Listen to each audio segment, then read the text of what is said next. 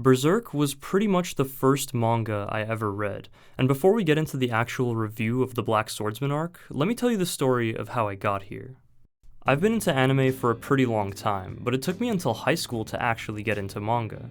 When I was 15, I decided to watch the 1997 Berserk anime, and I thought it was incredible. I mean, the characters and the writing weren't like anything I'd ever seen before, and the eclipse pretty much changed my entire understanding of how a story can end. Except, it wasn't the end. I knew from the internet that the story continued in the manga, but this was at a time when I just didn't read manga, if you can believe it. So I just kinda took the ending as is and thought to myself, hey, this probably won't happen, but if Berserk ever gets a new anime that continues adapting the source material, I'd be super down to watch it. Now, the ultimate plot twist to my little story here is that I was 15 at the time, which means that the year was 2015. And you know what year comes right after that?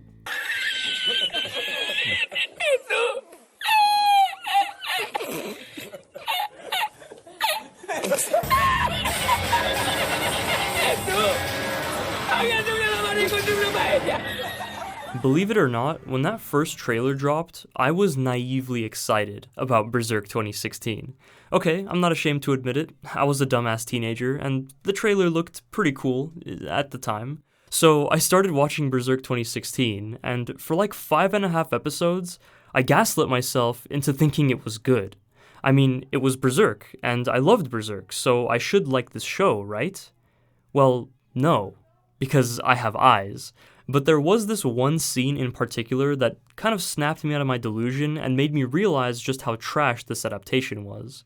It was the scene in episode 6 where Luca spanks Nina for being a dumbass, which, yeah, it's a little weird no matter the context, but the way it's handled in the manga is totally fine. It's just 2 pages, 90% of the focus is on the characters' faces to convey the emotional narrative, and then they hug it out.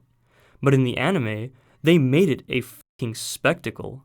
Luca slaps Nina's ass like 500 times, the camera's panning and spinning all over the place doing 360s and shit, and all the while, Nina is screaming like a goddamn lunatic. Even without the manga comparison, this scene just looked so fucking stupid that I literally paused the episode and dropped the show right there. I couldn't handle it. And it was at that point that I decided, you know what? Berserk 2016 was such a disappointment and a slap in the face to both me as a viewer and to the legacy of Berserk as a series that I am going to start reading the manga out of spite. And no shit, that is how I started reading Berserk. And just manga in general.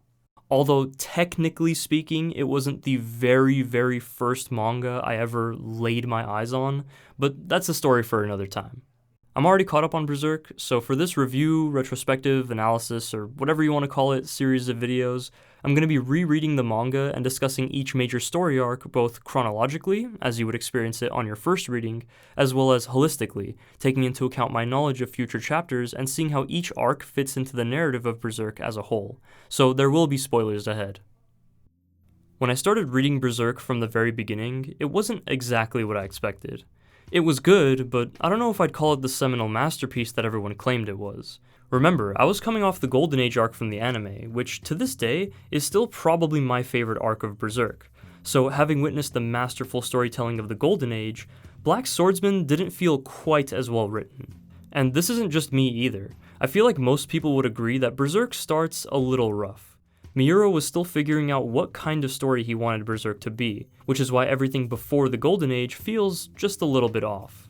All that being said, after rereading it, I do think that the Black Swordsman arc does a good job of setting up the narrative of Berserk as a thoughtful dark fantasy story featuring one of the best protagonists in fiction. We're introduced to Guts as this brooding, cynical, sadistic asshole, and it's very clear right from the beginning that his determination to find and kill apostles will lead him down a very dark path. I find it really interesting that Guts actually instigates the bar fight with the Coca Castle mercenaries. These kinds of situations usually see our protagonist minding their own business before a group of thugs tries to fight them, only for the protagonist to retaliate in self-defense. This kind of setup is typically used to establish the protag as a total badass, while still showing that they hold the moral high ground by only ever attacking in self-defense. Castlevania does this, Cowboy Bebop does this, a lot of stories do this. But in this case, Guts kills 3 of these dudes and starts torturing the 4th dude before even trying to talk to them. This distinction is important because it shows Guts' values and how he approaches problems. These guys are scumbags, but they aren't his main target, and yet he's totally fine with just murking them on the spot. Guts would rather attack first than take the risk of negotiating with his enemy. And even though he's mostly stoic during these kinds of encounters, there are moments where it seems like he actually enjoys inflicting pain on others. His personality seems simple enough on the surface, big edgy dude, big sword, but there's an air of mystery to him from the simple fact that Berserk begins in media res, so we don't know why Guts is like this or even what he's trying to do. It's only when we see Guts through the perspective of other characters that we start to understand the actual nuances of his personality. Starting with Puck. Yeah, remember when Puck was an actual character? I don't know exactly when it was, but there was a point in the manga where Puck just became comic relief. Depending on who you want to count, there were about 7 to 9 characters in the main party, and it's possible that Puck's personality was dumbed down to avoid the feeling of character bloat. So it was actually really refreshing to go back to an earlier part of Berserk where Puck can meaningfully interact with Guts and the other characters. As an elf, Puck is sensitive to emotion, and his monologue is the first of many indications that Guts is actually hiding his true feelings. Rage, sadness, fear, and something even deeper than that. Without future context, this builds some genuine intrigue because Guts' attitude doesn't match his supposedly true feelings, and you're left wondering why he acts this way. All we know is that something happened to him in the past which left him with a missing eye, a severed arm, and a damaged psyche. Now, of course, on reread, Guts' entire character in Black Swordsman is recontextualized by the Golden Age arc. His attitude makes sense because he's still pretty fresh off the eclipse, and he hasn't had the time or companionship to start healing yet. He keeps talking about how he hates weakness because he's come to despise the idea of caring about anything or anyone that's vulnerable. He's afraid to get close to people only to have them taken away from him. So he copes by directing his rage outward, by hurting others, and by masking his true feelings with cynicism. And the saddest part is that he pretty much has to do this in order to survive. Guts lies to himself and hides under a veil of cruelty because if he doesn't, who's to say he wouldn't just break down in the middle of a life or death situation? In Guts' mind, he can never show weakness, not to his enemies, and not even to himself.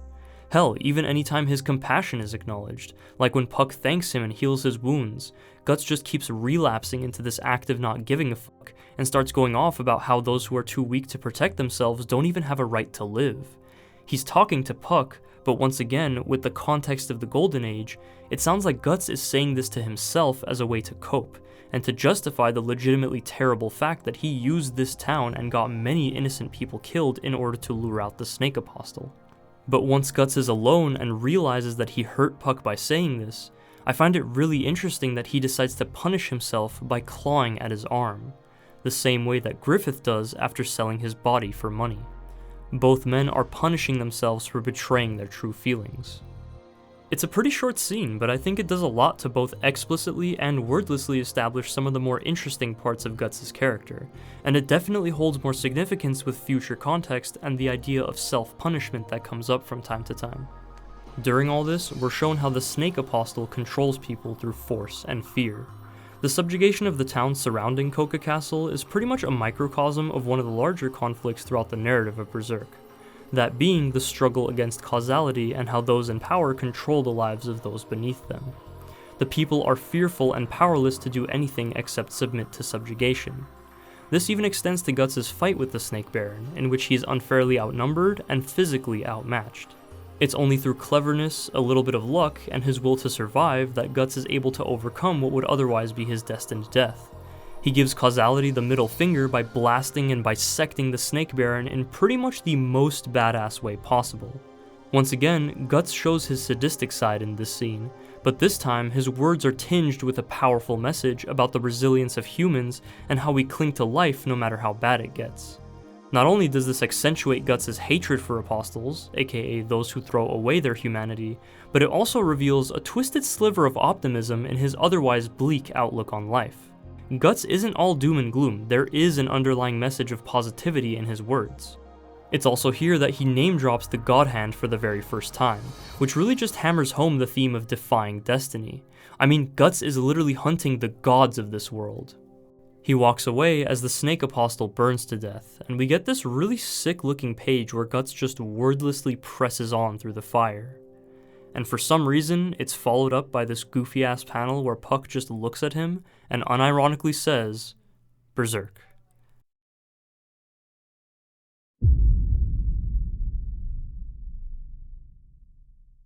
We begin the next chapter with Guts fighting some ghosts before coming across Puck again. He uses this opportunity to elaborate on his thoughts about weakness, going even further this time by saying that just seeing weaklings makes him want to crush them. This line sets up a scene a little bit later, and I also feel like it's Guts' attempt at protecting Puck from the darkness that follows him. Or, I don't know, maybe he's just being a dick. Later, Guts comes across a traveling priest and his daughter, who graciously let him travel with them. These two really stand out because all we've ever seen from humanity so far is cruelty, selfishness, and cowardice. So it's a genuine breath of fresh air to see people who are so willing to help someone purely out of the goodness of their hearts. Any other person would probably avoid Guts just based on his appearance alone, but these two never judge him like that. Hell, even after learning that he's a mercenary, the priest simply explains that he personally doesn't respect the profession, and Collette even gives Guts a blanket so he doesn't catch a cold. They're both just really endearing. Before we move on, I just want to say that I love how the Dragon Slayer is portrayed in this particular panel. The perspective is angled in a way that makes the Dragon Slayer the focus of the page, despite Guts sitting right next to it. It has solid, simple geometry compared to the more rounded and organic shapes that surround it, which gives the Dragon Slayer such an imposing presence. This thing demands your attention, and it's awesome. Seeing Guts swing it around all the time makes it easy to forget just how insane of a weapon it is, but it's moments like these that remind you, yeah, this thing is absurd, and it is not fucking around. Whether you realize it or not, the Dragon Slayer is an insanely important part of Guts' character, even beyond the obvious cool factor and the iconography. It's essentially one giant metaphor for his struggle, with its massive size representing all of Guts' past trauma and hardship. It's heavy as hell, but what's important is that Guts doesn't let it weigh him down. He instead chooses to wield it as a blade in order to, pretty literally, carve a path forward. And this is true for all of the swords that Guts has used throughout his life, but we'll get back to that in the next video when we get to the Golden Age. Right after this, we get one of the most iconic moments in all of Berserk. The priest tells Guts about how his nephew wanted to be a mercenary and ended up dying in battle, calling him a fool for wanting to live his life by the sword and lamenting his death as a nameless soldier on the battlefield. But Guts doesn't see it that way. Instead, he simply says, he died doing what he wanted, no matter what, right? I bet he was happy. And man, it's impossible to overstate just how powerful that is, now that Miura's gone. I have some stuff to say about this line that doesn't really gel with the rest of the video, so I'll save it for the end, but for now, I just want to appreciate how this one moment gives so much depth to Guts' character. He offers a surprisingly nuanced perspective on what would otherwise be seen as a simple tragedy. I mean, a young man being killed in battle? Who wouldn't think that's sad? But for Guts, it's not just about living for the sake of being alive, it's about what you want to do with that life. For Guts, how you live is just as important as living itself. As a first-time reader, it's scenes like this which really make you question Guts' true feelings about weakness and give you a small glimpse into the more methodical side of his personality. And of course, on reread, this can be seen as a kind of capstone to a facet of his character arc back in his younger days when he was simply surviving day to day without a real purpose. As he drifts off to sleep, we get the first taste of Berserk's more psychological storytelling. Guts is naked and disarmed in his nightmare, showing his fear of being exposed and helpless. There's an eye staring at him from the sky, likely representing the Godhand constantly watching him from the astral world. And finally, we see the demon child as Guts cries out in fear. Considering that it's pretty much confirmed by Skull Knight that this is Guts and Casca's child corrupted by Femto, there's no doubt that Guts has some intense feelings towards it. We've only seen the demon child once before when Guts was in the prison cell, but during that scene, it doesn't really look all that hostile. I might be reaching here, but considering its true identity, to me, it looks like the demon child is just trying to get close to its dad. It makes me wonder just how far ahead Miura was planning, because the child's true identity isn't even revealed until the end of the Golden Age, which is like 90-something chapters from now. Guts kills the demon that was causing his nightmare and identifies it as an incubus, a kind of demon that feeds off of people's fears. This detail is our first indication that there's more to the supernatural creatures of Berserk than just big scary monsters, and as the series goes on, we see the insane breadth of Miura's imagination when it comes to world building and creature design. But we're still in the first arc, so we'll settle on spooky scary skeletons for now. Guts senses more demons and prepares to fight, but unfortunately, Collette gets caught in the crossfire. With a deranged look on his face, Guts lays waste to the army of skeletons. And damn dude, the way Miura depicts Guts during these fight scenes is so sick. Just the image of Guts with his entire face blacked out and only one eye piercing through the darkness is so fucking cool. Shortly after, we see Collette's possessed body holding her father's decapitated head as she approaches Guts. And despite all that talk about not caring for other people and how weaklings should just die, Guts hesitates before killing what was left of the innocent girl. I think just about anyone would throw up if they were forced to literally cut a child in half, but unfortunately, Guts' reaction here holds a bit more meaning because this isn't even the first time he's done this. In both a metaphorical and literal sense, Guts is very familiar with the death of innocence, and it's a theme that comes up with a lot of characters throughout Berserk. Now, that's all in relation to future context, but on your first time reading, Collette and her father's deaths are meant to convey a really simple but poignant fact. In the world of Berserk, it doesn't matter how kind you are or whether you believe in God or anything like that. If you can't protect yourself, you will die. If you are weak, you will die. The world doesn't care about you or your problems. If anything, it probably just wants you dead. So if you want to live, you have to fight. As the morning sun purges the demonic spirits, we close out the chapter as Guts silences their fleeting voices before walking off. Once again, Guts defies his supposed destiny as a sacrifice by literally shutting these demons the fuck up.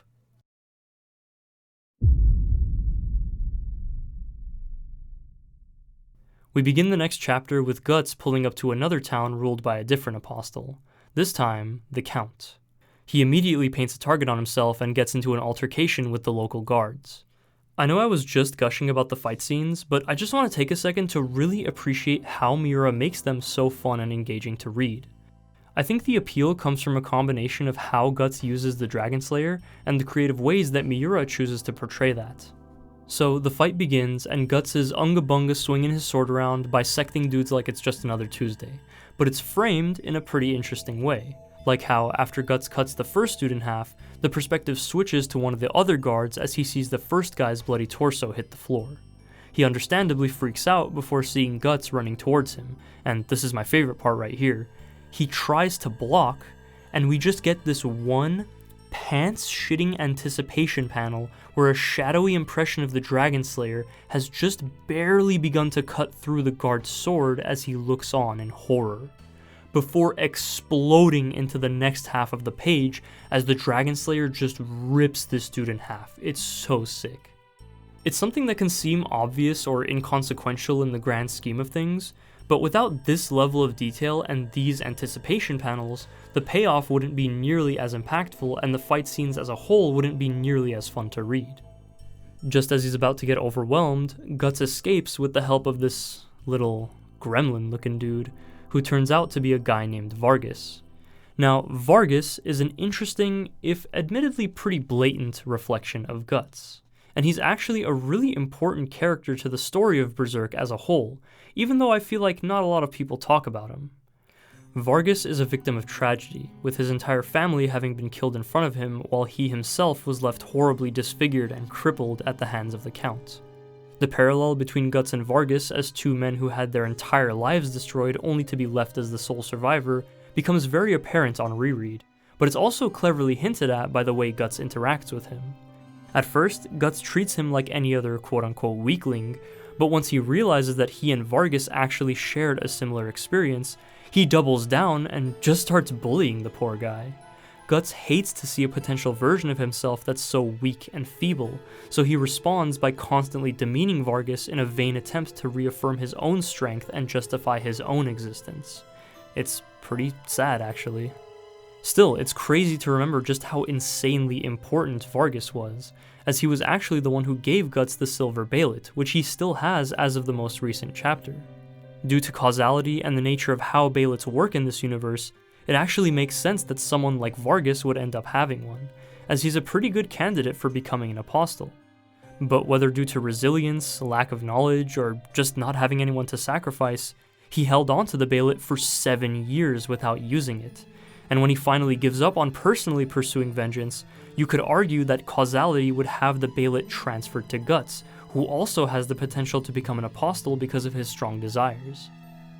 Due to some shenanigans, Vargas ends up getting captured and slated for execution, and it's in this scene that we really start to see Guts' facade begin to break, as he's extremely conflicted about whether he should save him or not.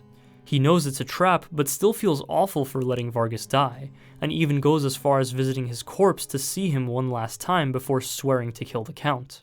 Of course, in the edgiest way possible. For what little time we spend with him, Vargas makes a pretty unforgettable impression.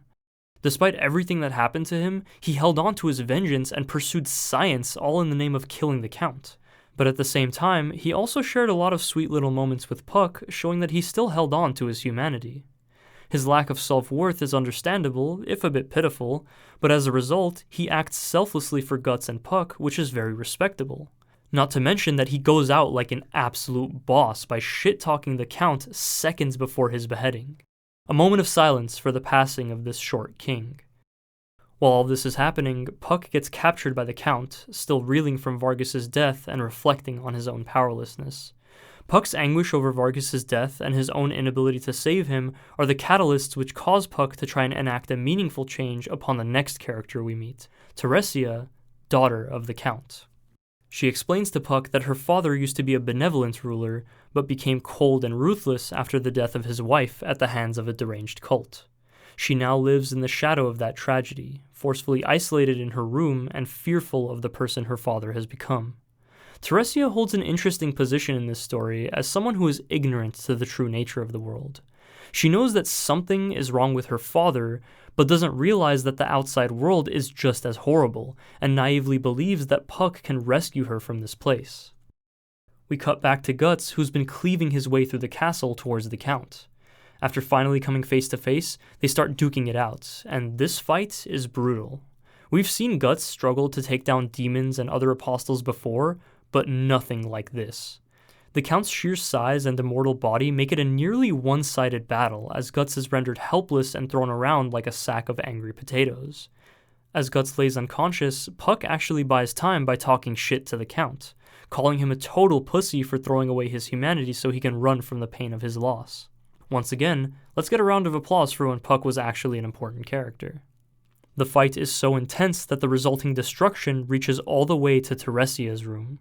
The outside world has forcefully penetrated her 7-year isolation, so with fear, excitement, and determination in her heart, she steps out into the unknown and comes face to face with the ugly truth that her father has been hiding from her all this time. Theresia understandably freaks out after seeing her father like this, and in a moment of desperation, Guts takes the opportunity to use Theresia as a hostage, dealing a fatal blow to the Count. This happens a few more times later in the manga, but I love how even when Guts is being beaten senseless, he's always looking for some kind of opening that will give him the upper hand, even if that means risking the life of a child. In fact, the rest of this scene really shows Guts' depravity, as he ruthlessly stabs the Count in front of his own daughter. It's moments like these that really make you question Guts' moral compass, because yes, while he is doing this to show the uncompromised truth to Theresia, it is still absolutely tinged with malice, and Guts is being a real asshole about it. He even has a bit of a laugh, and we're given this amazingly meme-worthy page where Guts just looks like he's having the time of his life. I kinda love it, not gonna lie. As he's laughing his ass off, the Bailet activates after coming into contact with the Count's blood and bearing witness to his desires. Man, the Bailet activation and Miura's depiction of hell as this infinite labyrinth of impossible staircases is so sick. It's here that we see the Godhand for the very first time, and they explain that the Count's desire to live is what caused the Bailet to activate, and that in order for his wish to be granted, he has to sacrifice the thing he cares for the most, his daughter. But since he's already an apostle, that means he had to have made a sacrifice sometime in the past, who turned out to be his wife. The Count lied about her being involved in an evil cult to cover up the fact that she herself was actually indulging in satanic rituals of the flesh behind his back. After killing all the cultists, he couldn't bring himself to end his wife, so instead he turned to the Godhand and sacrificed her, transcending his humanity so he wouldn't have to feel the pain of her loss. The Beilit, and more so the act of making a sacrifice to the Godhand, can be seen as the very antithesis to Berserk's central theme of struggling, because what you're essentially doing is running away from the truth and throwing your suffering onto the people you care about the most as an escape. It's an inherently selfish act that asks you to forfeit everything that makes you human, your mortal body and the connections that tether you to this earth. But despite all of that, the Count actually refuses to sacrifice Theresia, accepting his fate among the damned, and oh hey, look who it is! It's the homie Vargas himself, here to make good on his promise and drag the Count's ass down to hell. Other than just being a really cool detail and a badass moment for your boy, I think this moment highlights the bleakness of Berserk's world more than anything, showing that there's no absolution that can save you from eternal damnation once your fate becomes intertwined with demons. Doesn't matter if you join them like the Count or oppose them like Vargas, you're screwed either way, implying that such a fate awaits Guts as well. Despite everything, Theresia reaches out for her father one last time as he's dragged away to hell forever. During all this, it's finally revealed that the purpose of Guts' quest thus far has been to find and kill the Godhand member named Femto, or as Guts calls him, Griffith. And it's here that Miura cleverly inserts a short flashback scene to establish the connection between these two. We're shown that Guts and Griffith were once comrades on the battlefield, and we're given a glimpse of Griffith's ambition and his feelings towards Guts.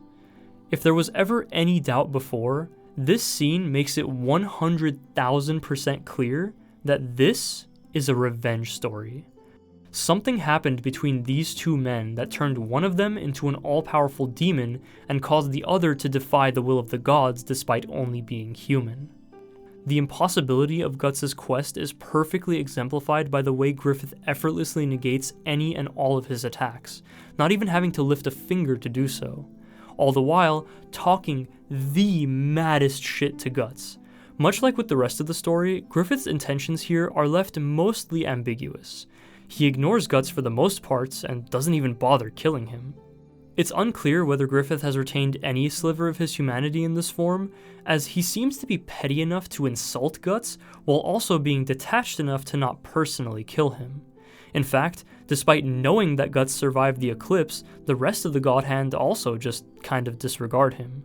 At one point, Slant suggests making Guts into a member after witnessing his strength, but is quickly stopped by Conrad, who says he can't because Guts, quote-unquote, isn't ordained by the hand of fate. And I actually think this line of reasoning is a really important detail regarding how the Godhand operates. Despite being these seemingly all-powerful entities, they still bend to a higher power, and it's possible that they are slaves to some kind of divine will, or fate as they call it. They see the potential for Guts to become a powerful demon, but look at the types of people who actually become apostles and members of the Godhand. Those who are weak, broken, desperate, fearful, and willing to exchange their humanity for power that they did not earn. Like I said before about Beilits and sacrifice, this idea of an easy out, some kind of free escape from suffering, is the literal antithesis to one of Berserk's main themes. It's why Guts is such an amazingly written protagonist, because he is all of those things to some capacity. He's broken, he's fearful, he's desperate, and he has shown weakness. But he never crosses the line. He gets very, very close at times, but he never throws away what ultimately makes him human. With one last failed attempt at Griffith's life, Guts, Theresia, and Puck are all transported back to the remains of the castle. Theresia is nearly broken by this experience, having just bore witness to hell, demons, and her father's death, all moments after escaping her isolation for the first time in years. She even starts exhibiting trauma responses that are very similar to Guts. She feels rage and rejects Puck, then desperately begs to be taken back to her room. She is so desperate for normalcy that she's willing to give up the freedom that she wanted for so long in exchange for the blissful ignorance that comes with isolation. But now that she knows the truth, there's no going back, and in her moment of weakness, she contemplates ending it all. This intense moment is immediately followed by one of the funniest manga panels in existence, as Guts tells Theresia to unalive herself. And you know what? I think this is as good a time as any to bring this up. In these early chapters of Berserk, Guts is undeniably edgy. He isn't cringe, I just want to make that clear, but everything from gleefully tasting his own blood to the aforementioned unaliving of a traumatized child, I mean, come on, that is some prime-time edgelord behavior. And I'm not saying that as a bad thing either. I recently saw a video by the YouTuber Maraganger, and in the video, they talk about how edge as a concept is widely misunderstood and unfairly dismissed as a shallow character trait, when in fact, edge can be a very effective way for a character to express their desire to be understood without coming off as weak or making themselves vulnerable. And I think this arc of Berserk is where we see Guts standing as close to that edge as humanly possible. The way he acts, the things he says, he's never lying per se, but he's presenting his thoughts in a twisted way that evokes cynicism and nihilism as a defense mechanism to shield himself from potential pain. When he tells Theresia to unalive herself, he does so with the notion that she should take control of her own destiny. Guts is presenting her with a choice.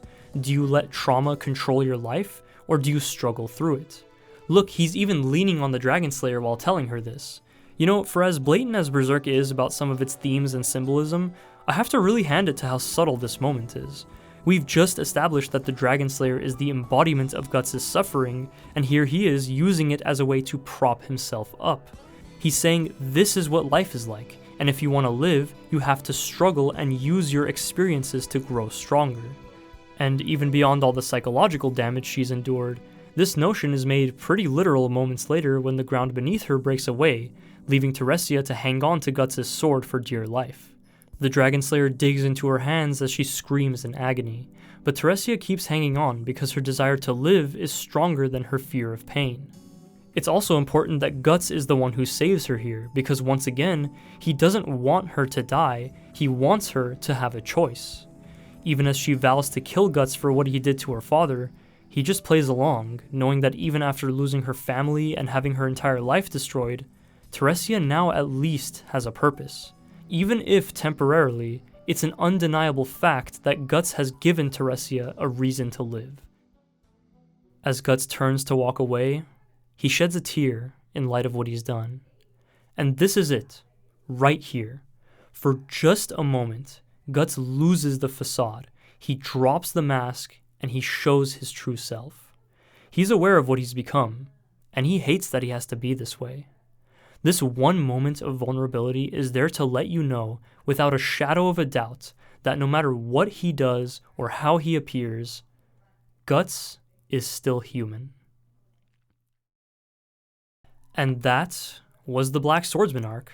Overall, I think it's a very solid introduction to the story of Berserk, and that it builds a lot of intrigue for new readers, because you want to know what happens to Guts, you want to know more about the world, and, you know, what's the deal with this Griffith fellow? But I would definitely argue that it's much better on reread, because the events of the Golden Age recontextualize Guts' character. You completely understand his trauma, so you get why he acts this way, and it's just really tragic to see someone who once felt such a strong sense of belonging regress into cold isolation. I'm not sure how much Miura was planning ahead at this point, but it's honestly insane just how well the Golden Age builds Guts' character and believably reaches a conclusion where he becomes the Black Swordsman. Unfortunately, it's not perfect. There are some aspects of Guts' character in these first few chapters that don't really make sense. Like how after being a victim of SA and going through a years-long character arc to overcome that trauma only to then helplessly witness his lover endure something 100 times worse, Guts somehow has the nerve to clap demon cheeks just to get a sick kill. Yeah, you really hit the triple S on that one, buddy. This scene has been talked about to death, which is why I'm only bringing it up now, so I'll just keep it short and say I don't think it makes sense for Guts to do something like this. There are some different interpretations out there, but from the way Guts talks to her and the way this scene is portrayed, I think he knew full well that she was a demon and was only clapping so that he could expose her before exposing her brain matter to the floor. I imagine that at the time, Miura thought it was a cool way to start his dark fantasy manga and establish Guts' character, but I'm pretty sure that if he ever wanted to rewrite Berserk, he would have most likely changed this. Other than a few discrepancies like Godo forging the Dragon Slayer for Guts, Collette and her father replacing Puck in the bar scene, and that bizarre line about Griffith becoming king, I actually really like the first episode of the 97 anime. I feel like the darker tone and brooding atmosphere work really well for this point in the story. Guts is more stoic because Puck isn't around, and he doesn't have nearly as many lines, but I feel like that gives each of his words a bit more weight. And that's not to mention the incredible atmospheric sound design, the beautiful artwork, and the glorious 90s directing quirks. I'll have a lot more to say about the 97 anime in the Golden Age video, but needless to say, I really like it. Getting back to the manga, of course, the artwork is awesome, and early Berserk is definitely a vibe all its own, with the heavy use of screen tones on almost every page, giving it a really oppressive atmosphere, Guts' goofy-ass face when he's talking shit, and some other quirks of Miura's art style at the time. I was always impressed with how he conveyed the otherworldly presence and texture of the ghosts and apostles. I'm pretty sure he was scratching out gradient screen tones with a box cutter and eraser to create the white highlights. In comparison to the rest of Berserk, I do think it's my least favorite just because of how much Miura's skills improved over the years, but as a longtime fan, I still find it really charming, and it's pretty interesting to see how the overall look of Berserk changed so drastically over time. Now, I just want to preface this next part by saying that it was written at like 4 a.m., and Berserk just makes you feel things, man. So I hope this makes sense. Please enjoy my deranged ramblings. Before I wrap up this video, I want to take you back to that line from the second chapter where Guts expresses his ideals regarding a person's life and death. He died doing what he wanted, no matter what, right? I bet he was happy.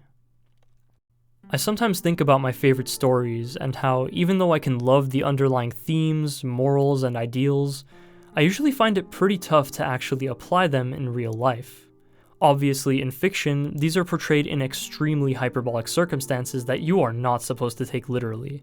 But so many stories push these lofty ideals about never giving up, staying true to yourself, and being the best version of yourself that exists, and in this case, doing what you love, even if it kills you. But in reality, it just seems impossible. There's no way that we in the real world can even come close to embodying these ideals because nobody's resolve or moral compass or mental fortitude is that strong. Don't get me wrong, it's nice to think that our favorite media can influence a positive change in us. I mean, I have friends who started working out because of DBZ, and I considered working out because of Hajime no Ippo, but no matter how much we aspire to be like our favorite characters, we will only ever be human. How can we live up to these perfect ideals when we are inherently flawed? I know that I'm being really dramatic right now and that you're not supposed to take these things so literally, but whenever I get into this kind of mindset, I always feel like the author is being disingenuous.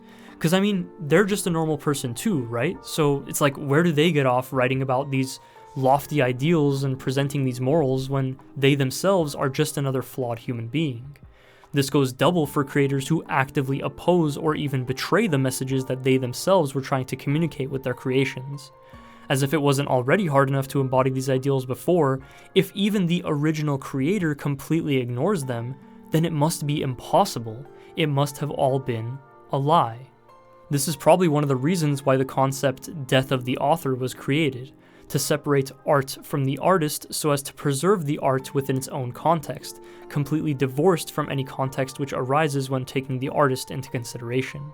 But in Berserk's case, the literal death of its author had the complete opposite effect by actually giving credence to this entire theme. Because Miura did it. He followed through. He embodied the seemingly impossible ideal. He died doing what he wanted, no matter what. And I'm not trying to glorify his death or say that it was a good thing he died this way or anything stupid like that. I'm just saying that even though I never knew him or how he was like or what he was thinking at the time, the fact of the matter is that Miura wrote this line on January 1st, 1990, and would die 31 years later while still working on that same manga. So, I bet he was happy. Thank you for watching.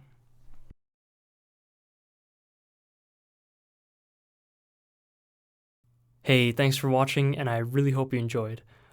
This was the first parts of a series about Berserk that I'm trying to do, and I'm definitely not going to cover every arc in the same excruciating detail as I did this arc.